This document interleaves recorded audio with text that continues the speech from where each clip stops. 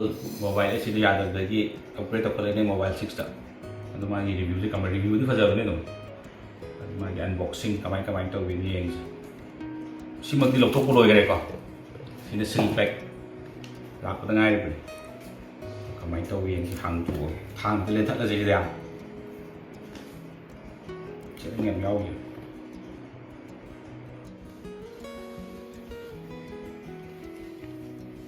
Hang go yawn doesn't go.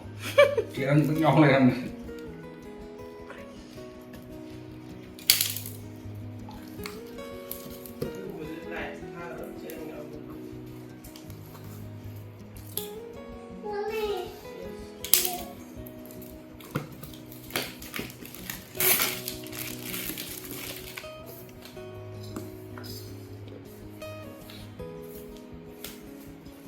chôn đã hàng của suy thế mấy hàng tục tôi rồi khá gai được khăn đầu ấy chắc mà này bị cua đi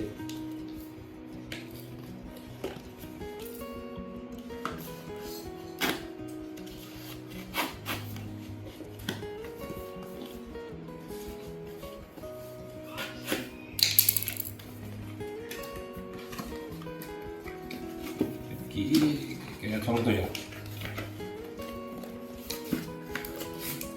phá đi cái máy gì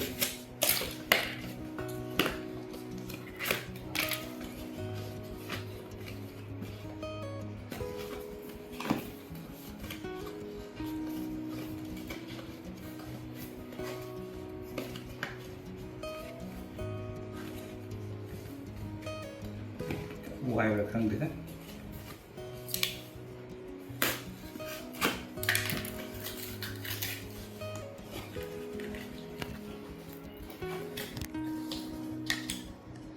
Ini dulu ya mai.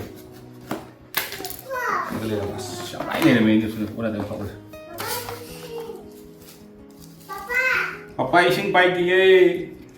Ising pai gimana dong?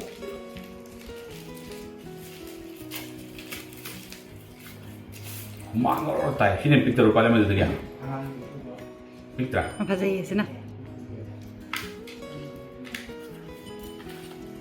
Sini ya. Hầu xin tiền mà sao mà giàu rồi mà lấy được cái nhá tiền học sẽ là biết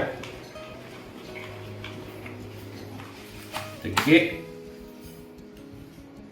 clip sẽ học sẽ là gì clip sẽ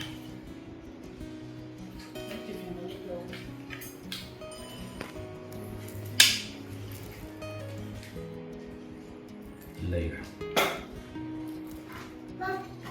lagi Pakai mobile. lagi mobile iPhone 17 deh. Ini iPhone 17 nggak usah lah sih.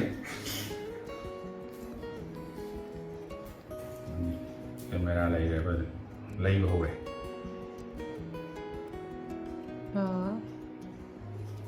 Tinggal sekarang siap ya, lihat mana ada lagi. Sana deh sih phone sih. Sini gimbal aja ha, मैले intro कदम में बोलो याद है मैं phone साना दबे कितना minute हो गए जो चक्कर हो चक्कर फसाई दे पोते में हम दो मागी एक्सटेंशन दे कमाई अच्छा आपको फिर पानी के एक्सटेंशन सेल्फी स्टिक है तो आप चलो जब वो मंतांगे đây là sự tất cả coi như chúng ta thì thôi ra lấy gồm cả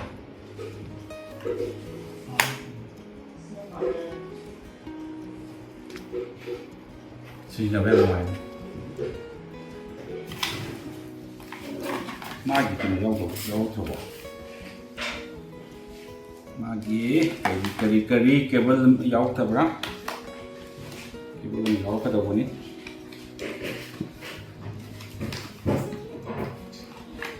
charging cable में याव दबा याव charging cable में से याव है सांगी ने तो किसी पे नाम ini na si gimbal si hap na ba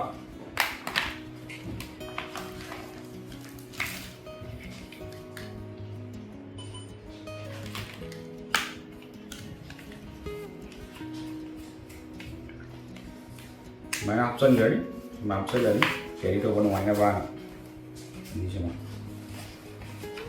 gì đâu xin bùa chơi, công an có tay tao rồi,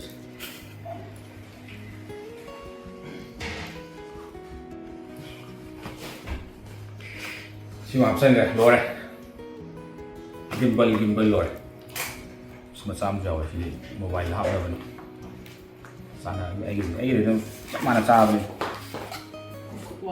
Cái em vô đi warranty card chỉ sang mấy em vô mai cái hãng gì thì còn mai thì là đâu mà còn tự đến đâu được nhé và sẽ là trên xoay đèn unboxing có trong xin làm hồ rồi gì còn anh tôi gì em sẽ lấy video thâu của đâu xoay Bangalore đi em không được nên mới service later đi authorized service center ông later để đi đóng các lịch phun ra rồi những cái tông nó ra xe về thì